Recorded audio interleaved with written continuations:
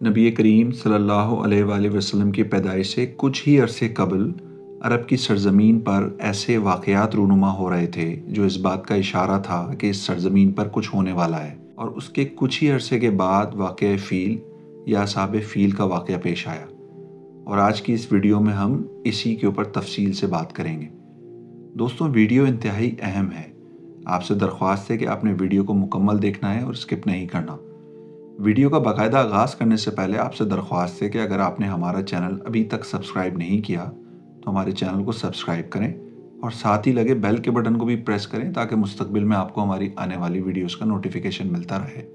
दोस्तों, वाक़या फ़ील का खुलासा यह है कि अब्राहा सबा, जो निजाशी बादशाह हबश की तरफ से यमन का गवर्नर जनरल था, जब इसने देखा कि अहले अरब खाने काबा का हज करते हैं तो इसने सना में एक बहुत बड़ा कलीसा तामीर किया और चाहा कि अरब का हज इसकी तरफ फेर दे। मगर जब इसकी खबर बनू कनाना के एक आदमी को हुई तो उसने रात के वक्त कलीसे के अंदर घुसकर इसके किबले पर पैखाना पोत दिया। अब्राहा को जब पता चला तो वो सख्त बरहम हुआ और 60,000 का लश्कर जरार लेकर खाने काबा को ढाने के लिए निकल खड़ा हुआ। इसने अपने लिए एक बहुत ज़बरदस्त हाथी भी मुंतखब किया। लश्कर में कुल 9 या 13 हाथी थे। अब्राहा यमन से यलगार करता हुआ मखमिस पहुंचा और वहां अपने लश्कर को तरतीब देकर और हाथी को तैयार करके मक्के में दाखिले के लिए चल पड़ा। लेकिन जब मुद्दलफा और मिना के दरमियान वादी मैसर में पहुंचा तो हाथी बैठ गया और काबे की तरफ बढ़ने के लिए किसी तरह भी ना उठा। लेकिन जब हाथी का रुख शुमाल, जुनूब या मशरिक की जानिब किया जाता तो वो उठकर दौड़ने लगता। लेकिन जैसे ही काबे की तरफ किया जाता तो हाथी दोबारा बैठ जाता। इसी दौरान अल्लाह ने चिड़ियों का एक झुंड भेज दिया जिसने लश्कर पर टेकरी जैसे पत्थर गिराए और अल्लाह ने उन्हें खाए हुए भुस की तरह बना दिया। दोस्तों, ये चिड़िया अबाबील और कुमरी जैसी थी। हर चिड़िया के पास 3-3 कंकरियां थीं, एक चोंच में और 2 पंजों में। कंकरियां तो बहुत छोटी थीं मगर जिसको लग जाती थी इसके आज़ा कटना शुरू हो जाते थे और वो मर जाता था। ये कंकरियां हर आदमी को भी नहीं लगी, लेकिन लश्कर में ऐसी भगदड़ मची कि हर शख्स एक दूसरे को रौंदता, कुचलता, गिरता, पड़ता, भागता रहा। फिर भागने वाले हर जगह गिर रहे थे, हर चश्मे पर मर रहे थे।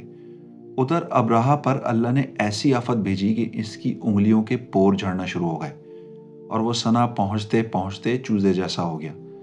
फिर इसका सीना फट गया और दिल बाहर आ गया और आखिरकार अब्राहा सबा मर गया। अब्राहा के इस हमले के मौके पर मक्के के बाशिंदे जान के खौफ से मुख्तलिफ घाटियों में बिखर गए और पहाड़ की चोटियों पर जाकर छुप गए। जब लश्कर पर अजाब नाजिल हुआ तो वो इत्मीनान से अपने घरों को पलट आए। दोस्तों, ये वाक़या नबी करीम सल्लल्लाहु अलैहि वसल्लम की पैदाइश से कुछ ही अरसे कबल पेश आया। दर हकीकत ये एक तमीदी निशानी थी जो अल्लाह ने अपने नबी और अपने काबे के लिए जाहिर की थी। फिर ये वाक़या ऐसे हालात में पेश आया कि दुनिया के बेशतर इलाकों यानी रूम और फारिस में इसकी खबर आनन फानन पहुंच गई, क्योंकि हबशा का रूमियों से बहुत गहरा ताल्लुक था और दूसरी तरफ फारसियों की नज़र रूमियों पर बराबर रहती थी और वो रूमियों और इनके हलीफों के साथ पेश आने वाले वाक़यात का बराबर जायज़ा भी लेते थे। यही वजह है कि इस वाक़े के बाद अहले फारस ने नहायत तेज़ी से यमन पर कब्ज़ा किया। अब चूंकि यही 2 हुकूमतें इस वक्त दुनिया के अहम हिस्से की नुमाइंदा थीं, इसलिए इस वाक़े के बाद दुनिया की निगाहें खाने काबा की तरफ मुतवज्जे हो गईं। उन्हें बैतुल्लाह के शर्फ व अज़मत का एक खुला हुआ खुदाई निशान दिखना शुरू हो गया। ये बात दिलों में अच्छी तरह बैठ गई कि इस घर को अल्लाह ने अपने तकद्दुस के लिए मुंतखब किया है। लिहाजा आइंदा यहाँ की आबादी से किसी इंसान का दावा नबूवत के साथ उठना इस वाक़े के तकाजे के ऐन मुताबिक होगा और इसकी खुदाई हिकमत की तफसीर होगा जो आलम असबाब से बालातर तरीके पर अहले ईमान के खिलाफ मुशरिकीन की मदद में पोशीदा थी।